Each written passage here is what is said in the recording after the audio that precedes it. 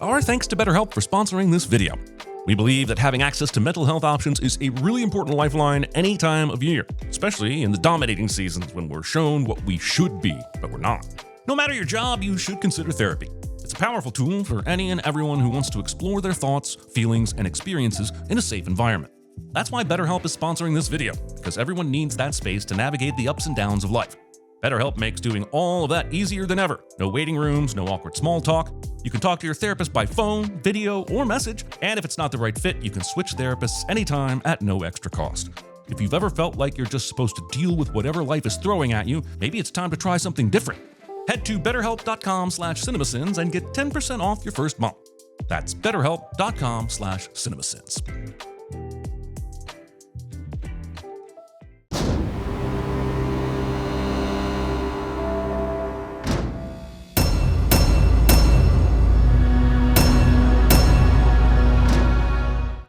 The classic Universal logo, confusing kids into thinking planet Earth had rings since 1980. Also, the land before Comcast. The direct eye contact I'm cringing away from suggests an actual camera recorded this movie. Forgive me if I find it hard to believe that James Cameron would use his famed deep-sea expertise to travel back in time, record all we're about to see, all to let Lucas and Spielberg take the credit. Can someone please return to the 80s and fix their resolution? I drove to the store to buy glasses just to clean them in case that would help me figure out what is going on. Abolishing the entire concept of time just so you feel better about disrespecting mine with a full 2 minutes of bubbling.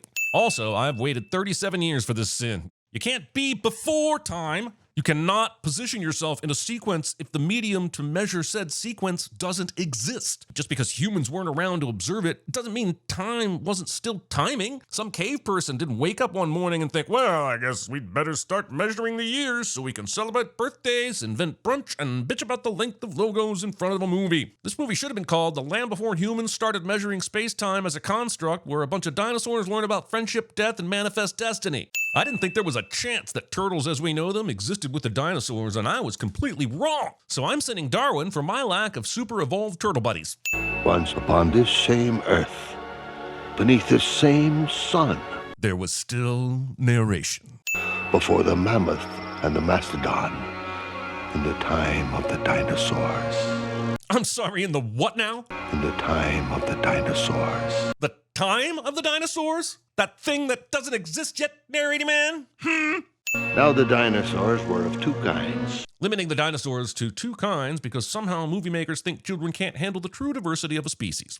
Some of the dinosaur herds struck out toward the west, searching for the Great Valley, a land still lush and green. A land that every dinosaur somehow knows about, but decided to leave for reasons unrevealable.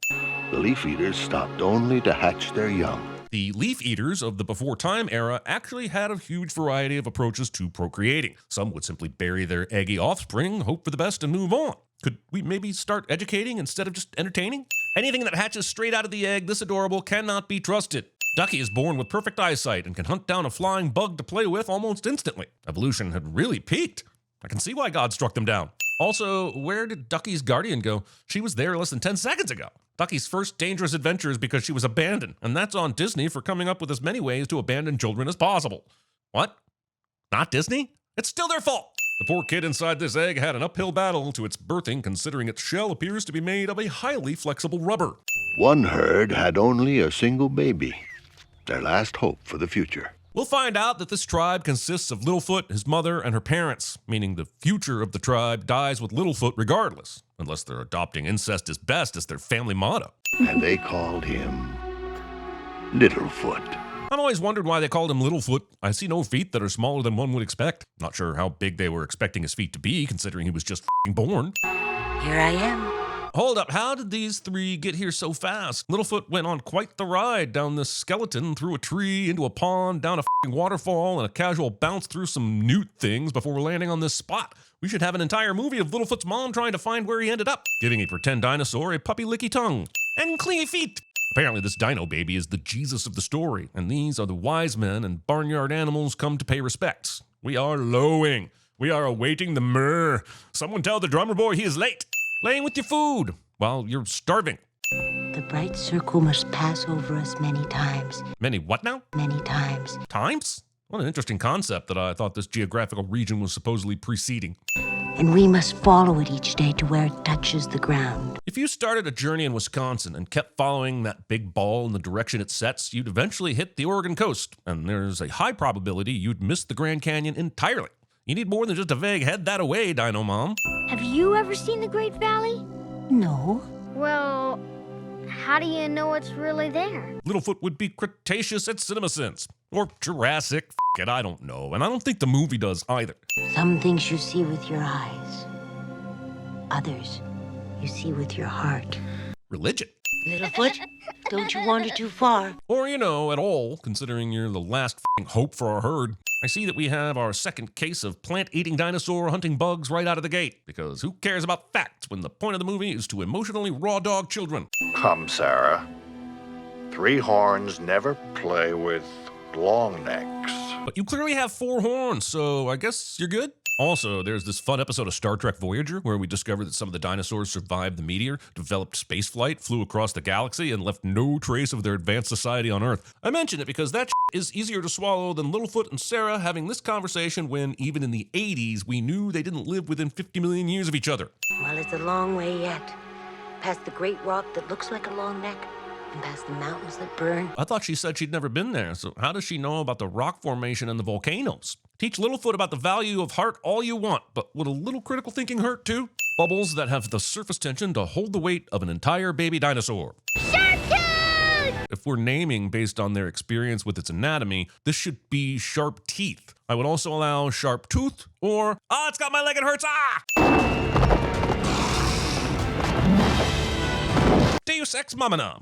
There's some debate among experts as to the jumping ability of the T-Rex, but most of these debates end with someone playing this scene and the experts reaching the consensus it did not jump like this. Yeah, those kids up. Not only the ones in the movie that have to watch their parent be mauled to death by a T-Rex, but also the kids at home who have to watch their dino heroes watch a parent be mauled to death by a T-Rex. Yay, kids movies!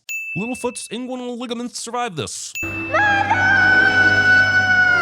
Wow, that Littlefoot's mom was lying down to die before she had to. Like, that cry gave her the last oomph to go save her son again. But he was already being chased, so was that not motivation enough? Did she need the deadly meter to get to 10 before deciding to really give it her all? It really is bad luck that Littlefoot manages to run on every single falling stone so that he doesn't progress away from the T-Rex. What the is this? That's not what an earthquake does. Not unless it was made by a highly organized army of prehistoric tumbling rock gophers. In this time of the clash of continents, In this what now? in this time, Time? What is this time of which you speak, sir? Sarah was on one side of the divide.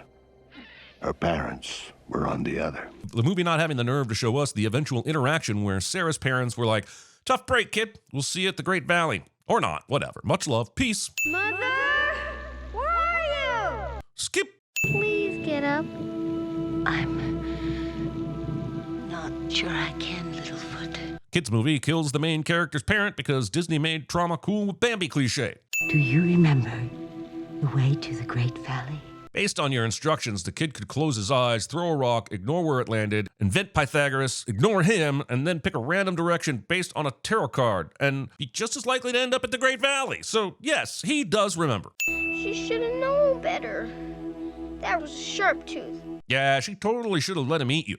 The great circle of life has begun. I'd give Universal props for beating Disney to the punch on the Circle of Life stuff by a full 6 years. If only this movie acknowledged time. Littlefoot.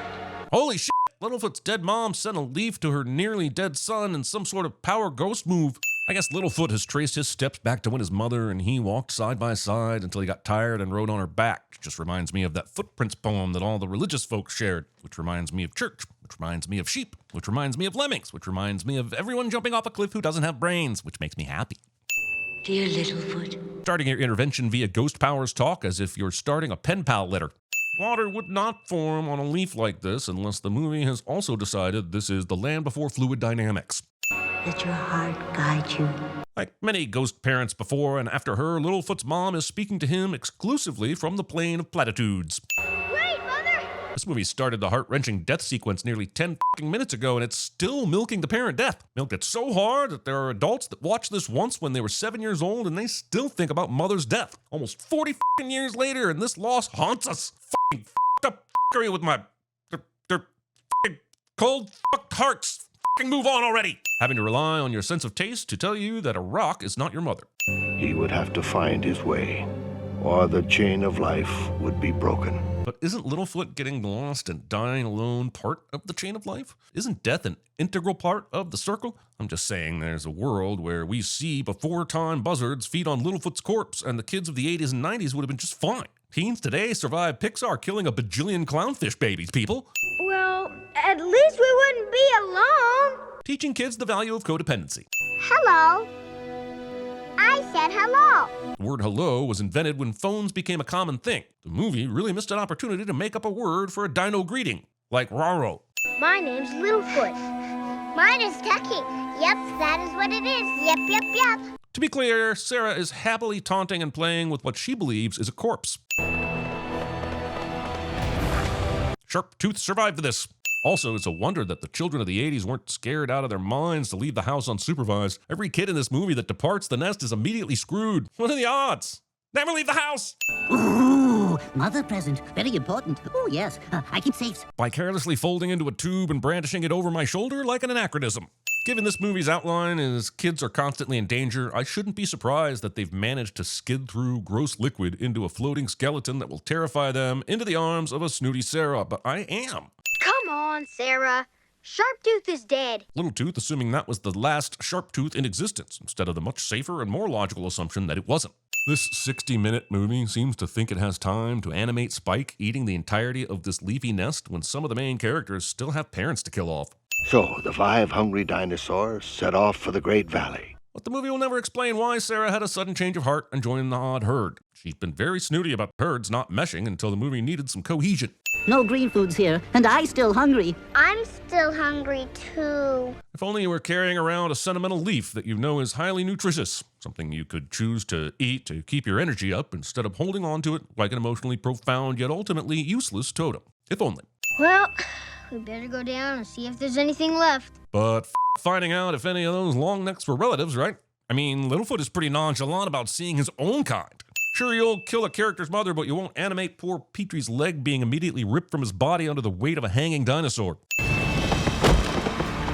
Bet you wish you'd just eaten it now, huh? The way to the Great Valley! The Great Valley. Their only hope was to reach the Great Valley, and Littlefoot alone knew the way. To be fair, if they know to follow the sun in the direction that it sets, they know just as much about getting there as Littlefoot does. He's not Frodo. Who says? My mother! Then she was the stupid long neck too. Take it back! Your mama fights that escalate to attempted murder. Sarah's way is easier. They've been following Littlefoot all this time because he knows the way, but their logic for suddenly ditching him and following Sarah instead is that her way is easier? Well, not nitpicking movies would be easier, but it won't make Hollywood better. That's why we're doing this, right? Hollywood is getting my videos. Somehow, Littlefoot is still within earshot enough to hear these cries for help. Littlefoot! Oh, fucking hell! Look where the stupid dinosaurs have managed to get themselves stranded now. Let them die so the strong ones can grow up to become chickens. This only works because a magical third rock appears that they use as a stepping stone to safety. And if God put it there, I wonder what the final straw was that inspired him to send the you meteor a few million years later. Get away! Get away from me! Stop it! Let go of me! Help! Despite multiple opportunities, not a single one of them says a word to Sarah, and instead lets her continue to think she's going to be eaten by the same thing that killed Tasha Yar. Sarah's tongue is not bitten from her mouth in this scene. Sarah was still too proud to admit that she'd gone the wrong way. Too bad she didn't have a parent that loved her enough to die and come back as a prehistoric Google Maps ghost. Me and Spike will go up and push that big rock on top of his head. I bet you didn't remember that the children plotted to murder someone in this movie. Now we need some bait. Me? There's really no reason to make Ducky the bait. If you want small, then it should be Petrie. If you want bravery, send Littlefoot or Sarah. If you want expendable character no one cares about, Spike is right there. Ducky is picked purely because she's adorable, and she should take that personal. Did someone just, I don't know, forget to color Ducky in for a few frames? Petrie is apparently the one responsible to tell Littlefoot and Spike that they can attempt to murder someone. But from their vantage point, they can easily see that Sharptooth is there. So once again, Petrie is useless. Petrie goes from so scared of heights he can't fly to worthy of being a World War II Spitfire pilot mighty quick for my liking. Jumping, Jesus Christ! I know he's seen the leaping thing earlier, but I don't think a fucking kangaroo would be able to make that jump. The fuck is this shit? Can't show us how high up this is and just pull some editing yada-yada-ing with how the T-Rex managed to scale it from a standing start. I need receipts. Littlefoot, Stealing Mufasa's thundercloud. Littlefoot. I have nothing new to say. Just came here to remind you I'm dead before dissipating forever. Have a nice life. Bye. Enough tree stars to feast on forever. Who's going to tell the narrator about the meteor? I guess because I'm the narrator of this channel, I can give it a rewrite. 'Tis a shame all those who survived the meteor's initial impact only survived long enough to asphyxiate in the ash cloud or freeze to death in the oncoming winter. Movie suggests that the children finding the Great Valley also brought about some sort of herd revolution that subverted all previous racism, but isn't brave enough to show us the conversations that made it all possible. Movie replays the heartwarming bits of the last 60 minutes as a throwaway apology for a lifetime of trauma that it has started for children everywhere. And they all grew up together in the valley, generation upon generation. Summarizing 13 subsequent films and a TV show into 12 words, but still choosing to make those 13 films and TV show. This movie was not dedicated to Judith Barcy. Your scientists were so preoccupied with whether or not they could, they didn't stop to think if they should. And they called him John C. Some things you see with your eyes, others you see with your heart. I find that answer vague and unconvincing. Mine. You should not eat talking trees. Many of these trees were my friends. I met the Sharptooth. Sharp-tooth! Heffalumps and woodles steal honey. Beware. Littlefoot. Mother? What was that? The weather, very peculiar, don't you think? This is a fertile land, and we will thrive. We will rule over all this land, and we will call it this land. Littlefoot, you found it! Can I cook?